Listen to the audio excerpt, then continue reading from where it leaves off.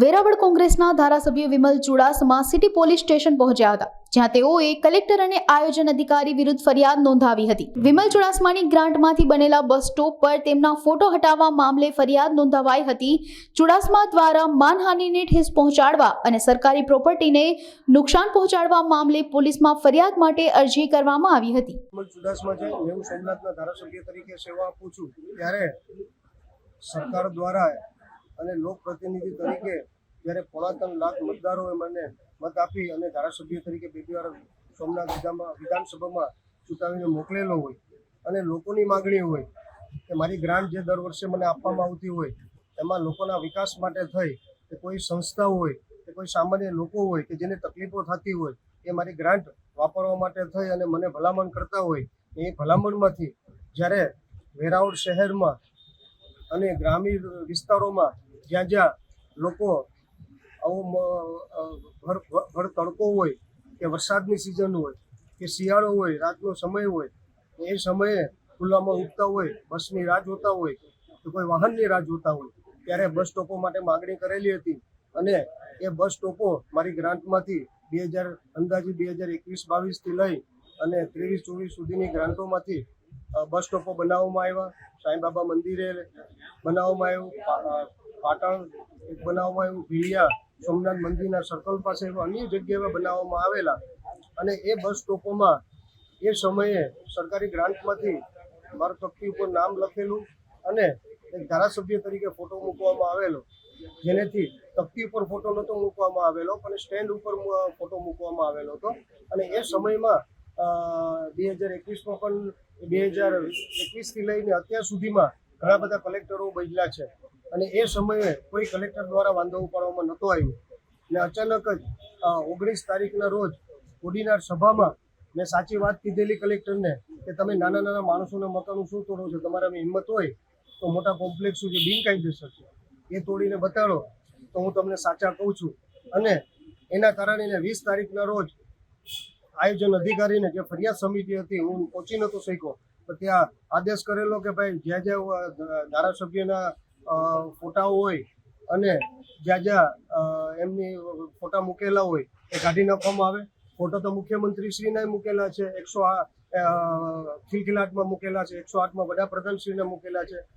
Petrol પંપે વડાપ્રધાનશ્રીના મૂકેલા છે, તમામ જગ્યાએ મુખ્યમંત્રી અને વડાપ્રધાન અમુક બસ સ્ટોપમાં મૂકેલા છે। તો કલેક્ટરની હિંમત નથી કે એ ફોટા અડવા પણ જઈ શકે કે એની સામે જોઈ શકે, પણ કોંગ્રેસનો ધારાસભ્ય છું, સરકાર નથી, પણ કલેક્ટરને એ ખબર નથી કે કાયમી માટે સરકાર રહેવાની નથી અને સરકાર તો હંમેશા બદલતી રહી છે અને એની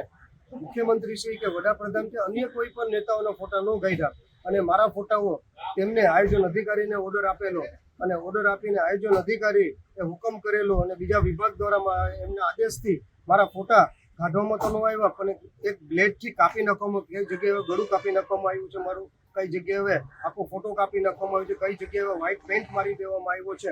અને એક ઉતાવળમાં ગુસ્સામાં આ પગલું ભર્યા પછી એમને ખબર પડી કે એમને ગલતી કરી છે, કારણ કે એમને ઓર્ડરમાં લખ્યું છે કે અમે 2002 અને 2005ના પરિપત્ર મુજબ કરીએ છીએ, પણ પરિપત્રમાં એ લખેલું છે કે ધારાસભ્યના હવેથી તકતી ઉપર નામ લખવામાં આવે એવો હુકમ કરવામાં આવ્યો છે, પણ કોઈ હુકમ એવો નથી કર્યો કે એમના ફોટા કાઢી નાખવામાં આવે। એટલે કલેક્ટર અને આયોજન અધિકારી પોતાના મનમાં, મને તો એવું લાગે કે મુખ્યમંત્રી સમજે છે 182 લોકો જે વિધાનસભામાં ઠરાવ કરતા હોય એ જ આ પરિપત્ર બદલી શકે, એ કલેક્ટર કે આયોજન અધિકારીની તાકાત નથી। એટલે જે રીતે એમને કર્યું પછી એમને ખ્યાલ આવ્યો કે એમને મિસ્ટેક કરી, એટલે એમને પછી એક પત્ર વહીવટી વિભાગ સચિવ ગાંધીનગરને લખ્યું કે આ અમને માર્ગદર્શન આપ્યો, પણ સચિવશ્રીને પણ ખબર પડી કે આમને ખોટું કર્યું છે એટલે એમને પણ કંઈ માર્ગદર્શન ન આપ્યું કે ક્યાંયથી પત્ર પણ ન આપ્યું। પછી મારા એ ભૂલ જોઈ અને મારા વકીલ કિરીટભાઈ સંઘવી દ્વારા કલેક્ટર અને આયોજન અધિકારીને 2/8ના રોજ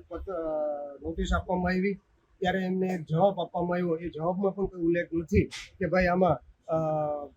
ધારાસભ્યનો ફોટો ન રાખી શકાય એવું એની પાસે પણ કોઈ પુરાવા નહોતા। પછી 29/8ના રોજ બીજી નોટિસ આપવામાં આવી, આખરી નોટિસ આપવામાં આવી અને એ પછી એમાં કલેક્ટરનો તો બંનેમાં કોઈ જવાબ નથી આવ્યો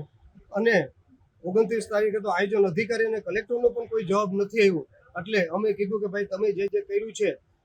એ સુધારી લો, બાકી મારે એક ધારાસભ્ય તરીકે અને મારા વકીલે કીધું કે વકીલ તરીકે ધારાસભ્યને અમારે ફરિયાદ કરવી પડશે। આજ રોજ હું પાટણ વેરાવળ પોલીસ ચોકે ફરિયાદ માટે આવ્યો છે. પીએસઆઈ ગોસ્વામીજીને ફરિયાદ આપી છે અને આપી છે એમાં જે મારા ફોટાઓ ગાય પાછળ ગળું કાપી નાખ્યું છે, આખો ફોટો કાપી નાખ્યો છે, ક્યાંય પેન્ટ મારી દીધું છે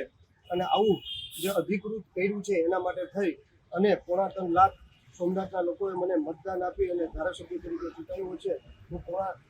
3.5 લાખ મતદારો અને અંદાજિત 5 લાખ લોકો રહી છે આ વિધાનસભામાં એનું પ્રતિનિધિત્વ, કારણ કે ધારાસભ્ય બહેનો પછી તમામ લોકોની મારી ફરજ બને છે. આજે એને મારું નહીં તો 5 લાખ લોકોનું અપમાન કર્યું છે એટલે બદનક્ષીનો દાવો દાખલ કર્યો છે અને જે સરકારી પ્રોપર્ટી નુકસાન કરી છે એની કલમ એડ કરી છે અને એક કલેક્ટર અને આયોજન અધિકારી તરીકે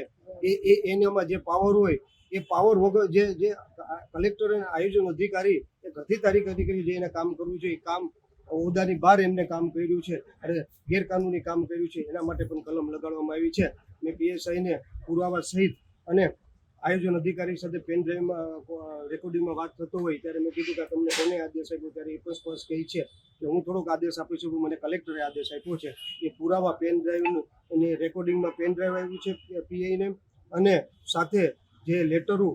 2002નું પરિપત્ર, 2005નું પરિપત્ર, નોટિસો અને તમામ પુરાવા સહિત આપ્યા છે ને મને પોલીસ તંત્ર ઉપર વિશ્વાસ છે કે વહેલી તકે એફઆઈઆર કરશે અને સોમનાથની પ્રજાને ન્યાય મળશે.